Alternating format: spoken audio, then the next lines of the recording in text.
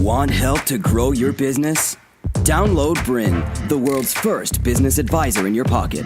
To find out more, visit BRiN.ai or search the App Store today.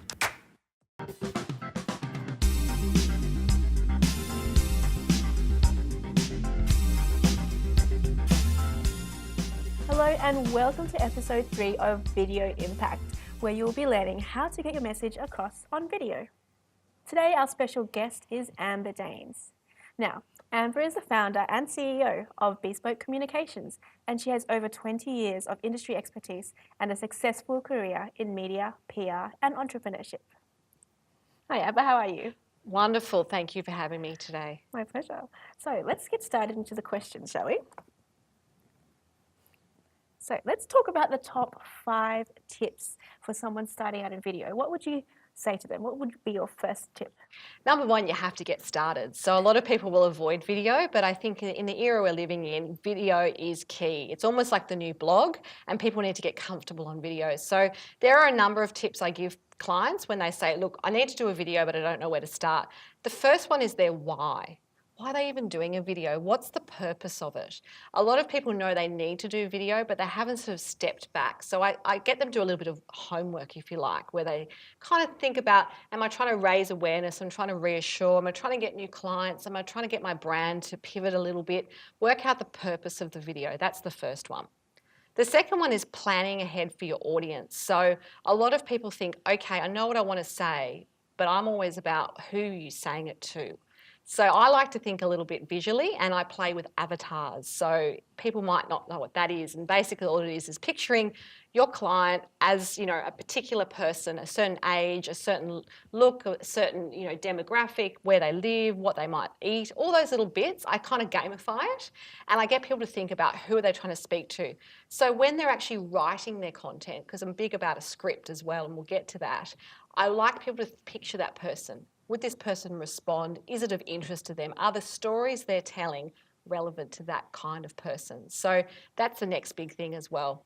So thinking about your audience, obviously getting started, knowing your content, but also working out, I guess, with your messaging, what is it that you really need to say? So out of all the things you could say, what do you have to get across? Because video sometimes can be short and sharp and, you know, live if you like these days, and other times it's a long explanatory video, you might have an hour. So I like people to think about how long they've got and what do they need to say. Then just start making notes. So as you're kind of planning, I would allow yourself, you know, anywhere up to a month or maybe even a week if you've got that any amount of time to start jotting notes about, okay, these are all the ideas I have, boiling it down to maybe 2, 3, 4, 5, depending how long the video is going to go for.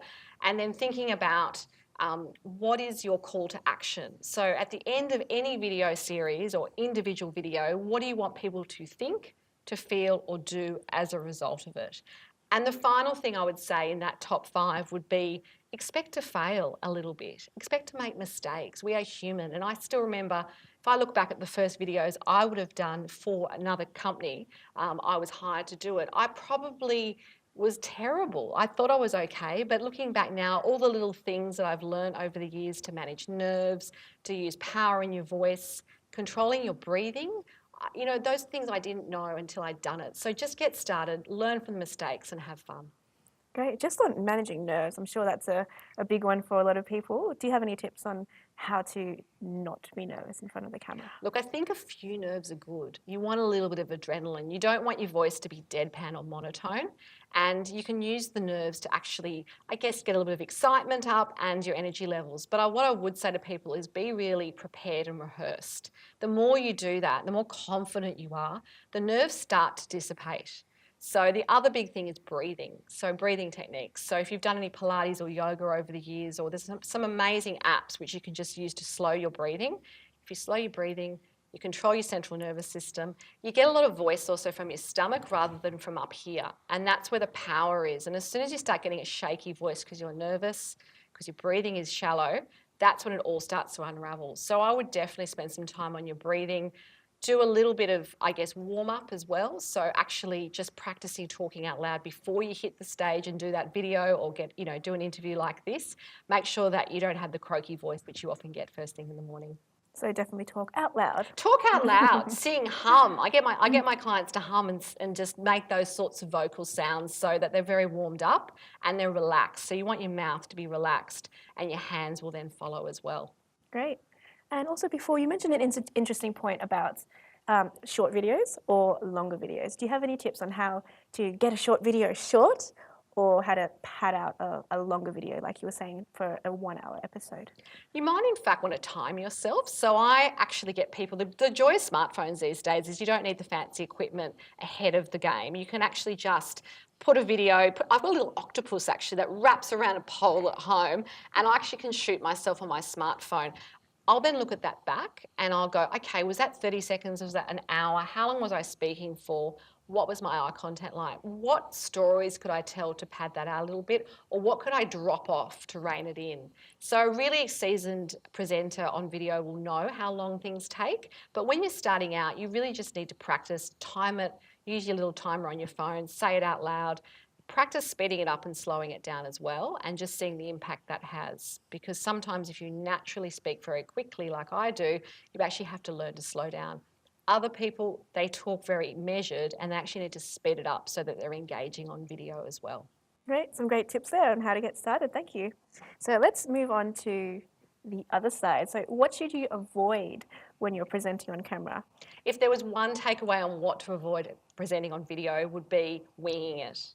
Don't wing it. Don't wing it. I mean, you can if you have to. Look, I think if it's a vox pop and it's designed to be sort of, you know, you're in the mall and you're getting asked a few questions, you don't obviously have time to prepare.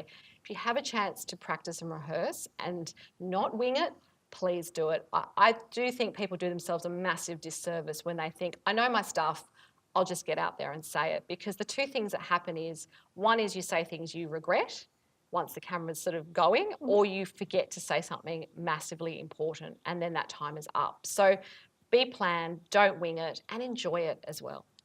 So always prepare, unless you're in a situation where it's like an event and you're just Exactly. going around with a Exactly. camera. And I guess if you are in that situation and you think you might be on camera, think a little bit ahead about what are some of the things I want to share, or what's one takeaway message, because you often have a chance to decline that video or say, can you just give me a couple of moments? And then people are often happy to do that, to collect your thoughts. I mean, at the end of the day, the video person also wants a great result. They don't want talent who's going to perhaps be nervous or not get their message across in a way which is eloquent and easy to understand.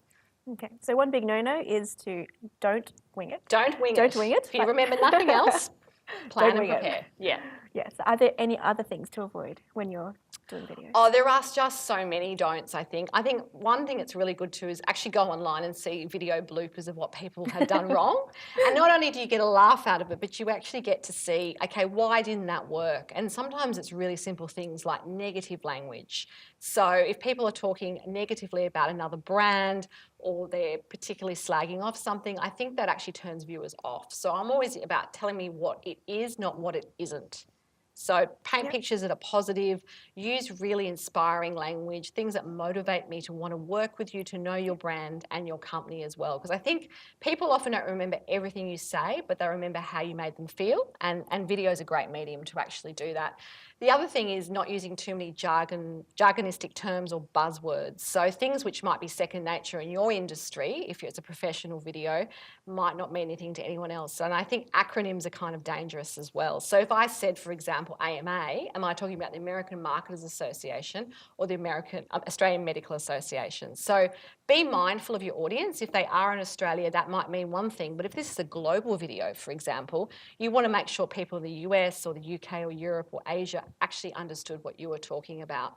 And the same thing with, I think, language which is particularly viable for your generation but might alienate others. So words like disrupt, pivot, those kind of buzzwords which, you know, have a life but they have a shelf life. So if you want your video to cut through many generations and also stand the test of time, just be aware of how you're using language, because it can come across as a little bit arrogant as well. So I think it's a big skill to be able to break down complex things and tell them through stories and anecdotes and metaphors.